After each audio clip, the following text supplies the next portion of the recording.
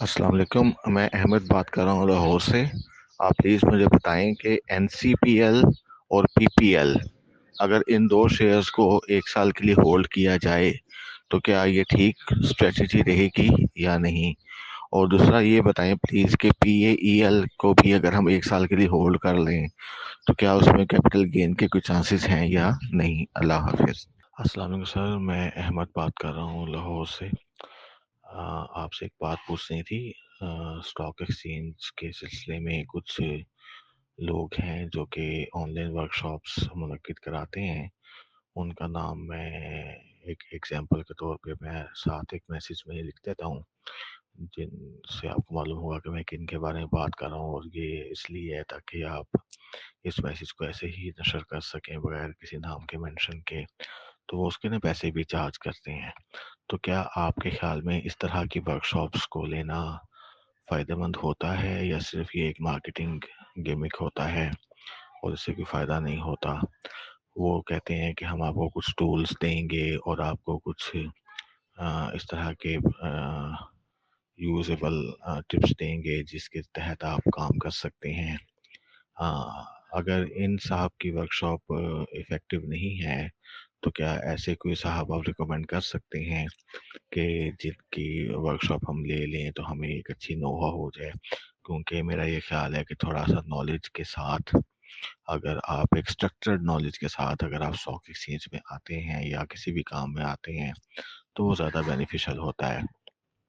باقی آپ کی گائیڈنس چاہیے تاکہ اگر آپ کہتے ہیں کہ دیکھیے، میں تو اس طرح کی کسی ورکشاپ کے حامی نہیں ہوں۔ اس کی وجہ مجھے پتہ ہے، جو 90% جو مٹیریل یہ لوگ دیتے ہیں، بلکہ 99% وہ آن لائن پڑھا ہوا ہے، لیکن صرف انگریزی میں ہوتا ہے۔ یہ وہاں سے پڑھتے ہیں یا سنتے ہیں، اس کو اردو میں ٹرانسلیٹ کرتے ہیں، اور پھر جو ہے وہ آپ سے اس کے پیسے چارج کرتے ہیں۔ جمع پونجی اور ایس سی سی پی کا جو دوسرا انیشیٹو ہے، اس کے تحت پیسے والی نہیں ہوتی، اور یہ منع بھی ہے ویسے، بائی دا وے، قانون کے تحت نہیں کر سکتے آپ۔ اور یہ کسی کو ٹریڈنگ کی ٹپ تو آپ بالکل بھی نہیں دے سکتے۔ آپ کی شکایت ہو جائے تو ایس سی سی پی آپ کے خلاف اتنی لمبی ایف آئی آر ٹھوکے گا۔ تو اس لیے میرا یہی آپ کو ایڈوائز ہوگا۔ مفت سے بہت سارا مٹیریل دستیاب ہے، اگر آپ پڑھنا چاہیں تو آن لائن پڑھا ہوا ہے۔ صرف سفر ہے شرط مسافر نواز بہت تیرے، ہزار ہا شجر سایہ دار راہ میں ہیں، یہ جن کا آپ نے نام لکھا ہے یہ مفت بھی کرتے ہیں، لیکن مفت کے اندر وہ نہیں بتاتے، لوگوں کو تسلی نہیں ہوتی نا مفت کے اندر۔ دوسری بات یہ کہ تقریباً ہر بروکریج ہاؤس کے ساتھ ایک سے زائد افراد منسلک ہیں۔